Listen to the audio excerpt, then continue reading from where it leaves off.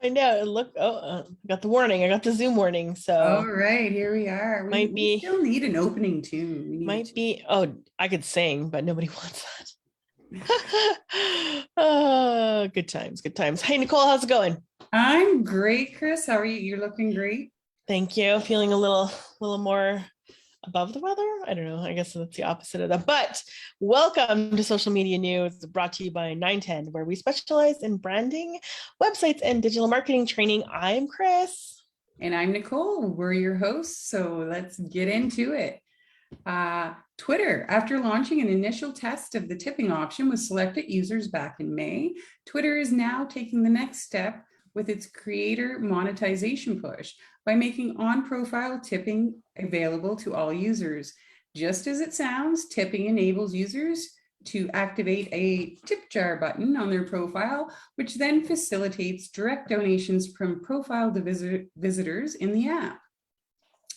Payment providers supported include Bandcamp, Cash App, Petron, Razorpay, giving people a range of options to transfer money to others through the app.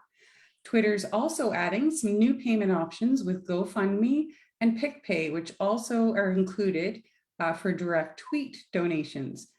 As well, the system will include Bitcoin tips, with users able to add their Bitcoin address or their Strike accounts to their payment options.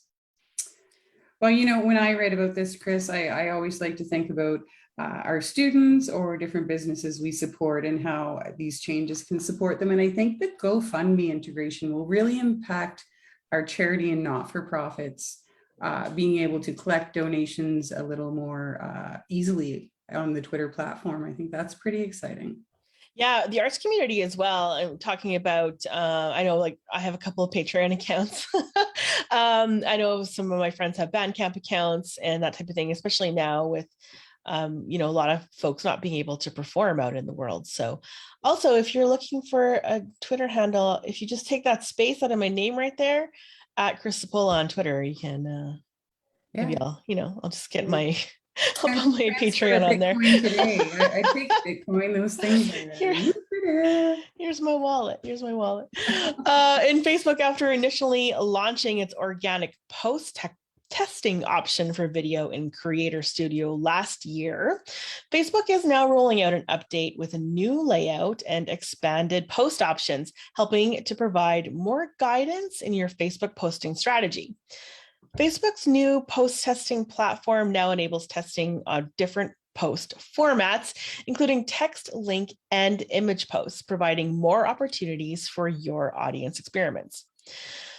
For each test, you can choose a key metric to measure, either comments, shares, likes, people reached, or link clicks. Based on this, you can then formulate a test to optimize your focus response, with each post variant then shown to a sample selection of your audience to measure how they react.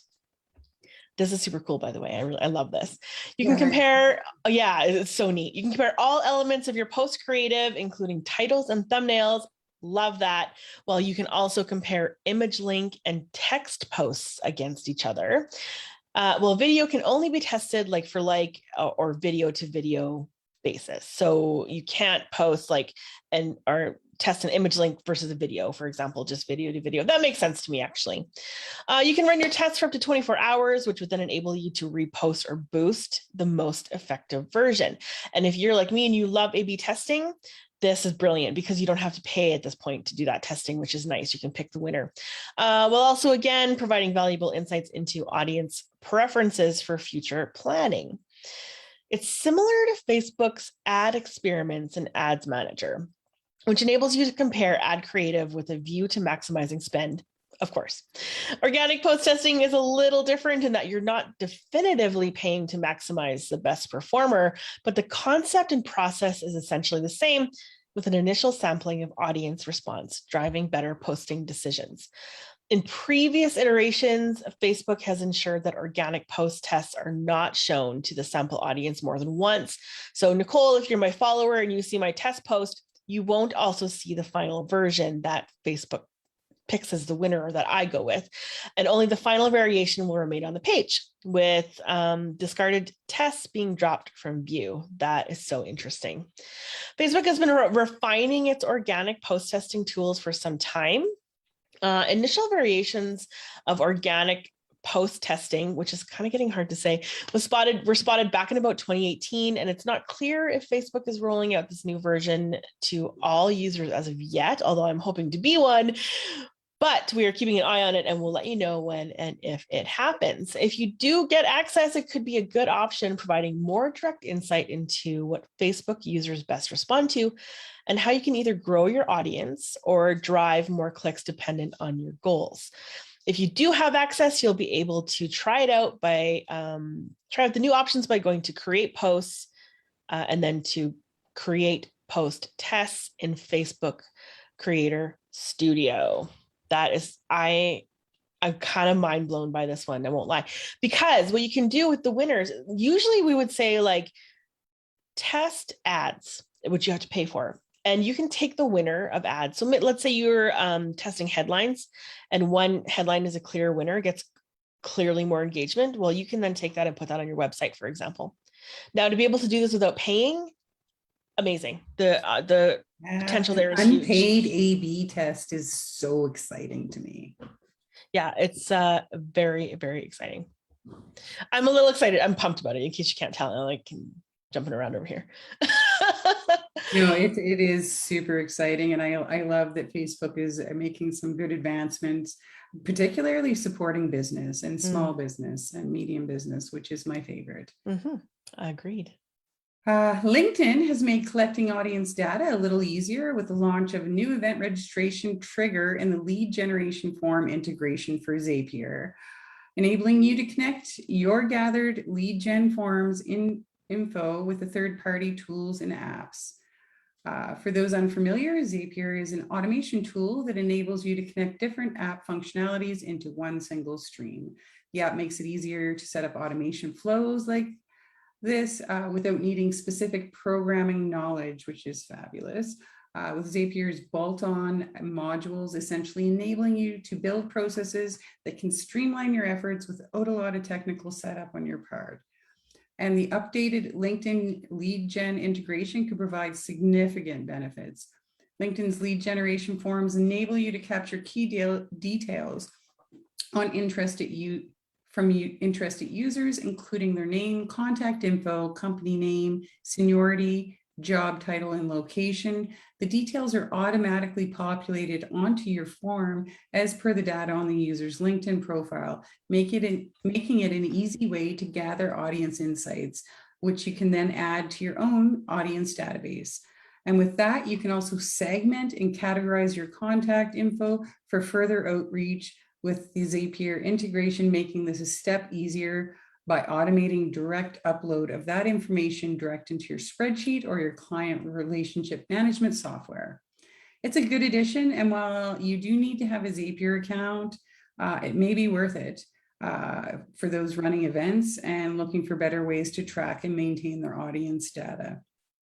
You know, I've recently been studying LinkedIn, and one of the behaviors that I keep seeing of the LinkedIn user is they don't like to click away from the platform. So if you're looking for event signups, you need to use their lead gen, and having that Zapier integration so you don't have to transfer the data is like super awesome to me.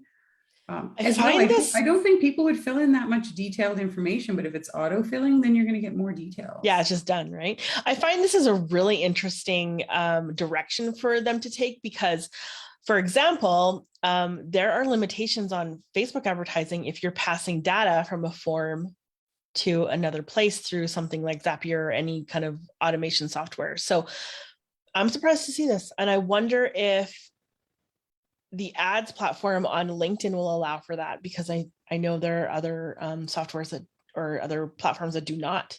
It does. I can confirm that it does allow for that in the ads. And I wonder if they're just sliding by because there's such a huge focus in the Facebook, Instagram world of lawsuits happening actually today, even as we speak. No, it's really interesting. And I know even from creating our own systems, passing data from a form to another form, it's not that easy necessarily. So using something like an automation software is nice to help with that for sure. All right, we got some TikTok news. TikTok. This could be handy. TikTok is testing a new option that would enable users like you to pin selected videos to the top of their profile display, helping to showcase specific clips to their profile visitors. I mean, I have 4 TikToks, so I'd have a hard time choosing which 3 to put up there, but we'll work on it. In its current test forum, you can pin up to 3 clips, taking up the whole top line of your display, which provides another strategic opportunity to help build your audience and maximize engagement by putting the spotlight on your chosen work. It's a logical addition for TikTok, with post pinning already available on most social apps, giving social media managers and users more control over how their content is displayed, which can be a big help in holding visitor attention. And like other platforms, there will be various ways that you can use it. Some share their most engaging tweets or posts, while others share promotions, their new blog post, their latest book, or whatever else. It won't be a major change, but it could be very relevant and helpful one. And it's another element to factor into your TikTok planning moving forward. And with TikTok continuing to gain traction, the app is set to be a key consideration for even more brands this holiday season. Given this, you should be looking to utilize every opportunity to boost your TikTok engagement where you can. So while this isn't a game changer as such, any advantage you can glean, love that word, is worth at least experimenting with. And in fact, just yesterday, TikTok hit 1 billion users. That's a great, big, huge number. So it's now on par with Instagram in terms of overall users, and it's growing much faster, a key consideration in your planning. Guys, I know we're probably all sitting there thinking not another social platform, but based on the news over the last month and a half that we've been sharing with you guys, you can see that TikTok is making space for small, medium, and large business to advertise. And so it's time we start looking at TikTok, and with those 1 billion users and a growth pace that hasn't been seen in the past, it's here to stay. It's a new platform, a new audience, and time to get on TikTok. Well, it's so interesting too, because even Reels, for example, from Instagram are now being put into people's Facebook feeds, and the competition there is fierce for these kind of short videos. And lots of times you see TikToks just simply being put onto Instagram and Facebook as well. So a lot of that origination comes from there, and it's really powerful. So true. Short form video is so competitive that, YouTube's even launched YouTube Shorts. Yeah. So it's a thing everybody's attention is on, and TikTok, I would say, is owning the world in that, and maybe with Instagram Reels shortly behind it. So if you're not doing them, think about it. We definitely teach our students at class at the boot camp how to do these kind of things, how to create effective reels and stuff. So definitely recommending you guys get some education and get out there and peddle your products. Try it out, man. Yeah, try it out. Facebook. It seems like Apple's controversial app tracking transparency update is causing significant impacts on Facebook, with the social network recently outlining some of the ways in which ad reporting has been affected by the new privacy prompts. You guys have probably seen these prompts, but for quick context, back in April, Apple launched its new data tracking pop-up alerts, which directly ask iOS users to opt in to tracking of their activity within each individual app. Unconfirmed reports indicate that the majority of iOS users are opting out of tracking, which has seemed to lessen a bit over time, but is still well above 60% for opt-out rates. The effect is that advertisers then have less data to go on. For example, up until this change, if you clicked on an ad that led you to an app and then you purchased something in that app, the advertiser would be able to track this and subsequently target you with more relevant ads in the future. This is no longer possible, at least not at the same rate. Most significantly impacted by this has been Facebook, which has lost access to a broad range of tracking data that has powered part of its targeting engine. The The most specific impact for Facebook here is the conversion reporting. With Facebook now unable to track conversions in the same way, it's been working to implement a new system that estimates activity based on system learning. That's a big impact for Facebook advertisers like us here at 910 and you guys out there, because without accurate conversion data, you can't know what's working. Most big advertisers and agencies are working out how to counter this by supplementing their Facebook data info with Google Analytics and other platforms, but it's causing significant impacts, especially for smaller brands who don't have the analytic tools nor the capacity to cross-check the information that Facebook provides. For many, it simply means that you're seeing fewer conversions and they may not have a clear understanding as to why, or you may not have a clear understanding as to why, which could become a major problem for Facebook if, for example, those advertisers look to spend their money somewhere else, perhaps one of the fastest growing platforms out there. A place you can get data from. Yeah, somewhere where you can collect that data. To counter this, Facebook has been working on various data prediction and estimation-based solutions that will provide modeled data on conversions to help provide a more accurate picture of ad results. They are also working on this. They are working on this, but it's still in the process of development, which means that the upcoming holiday season, at least, will see significant reporting impacts as a result of this ATT update. To manage this, Facebook has provided a range of tips to help advertisers mitigate the impacts and ideally keep you investing in Facebook ads as a result. These key tips include allowing time before you analyze performance. That is minimum of 72 hours. They are asking that you wait more than 72, but that is their minimum. Follow the learning phase best practices to help the delivery system learn the best way to deliver your ads. Facebook's learning phase best practices suggest that it takes around 50 optimization events within a 7-day period for Facebook's ad matching system to get a full view of best response to your ad, which will help Facebook optimize ad delivery moving forward. Oh, you're going to have to run ads a little bit longer, guys. I'm going to tell you. Imagine. Right? Just a little bit more money. Definitely set up your conversion APIs. Facebook conversions APIs help create direct connection between your website event and Facebook, which can mitigate some of these impacts. In addition to this, Facebook also suggests that advertisers consider all of the tools available to measure their campaign performance, taking us back to that issue with small business not having capacity or all the tools. So the challenge for non-specialists is that you have to know what tools work best, and that can be a level of expertise and insight beyond Facebook itself, which is obviously not ideal for Facebook or us, which can't provide the full scope in a single platform. But for advertisers looking to track their performance, it is important to note that your performance data from Facebook will be impacted, and you'll need to consider this within your measurement. We will keep you guys up to date on this and the best practices as we go through this. And as I was reading this, I think I'm going to take this into one of our bootcamp live coaching calls and talk to the students about some mitigation for some of their ad campaigns.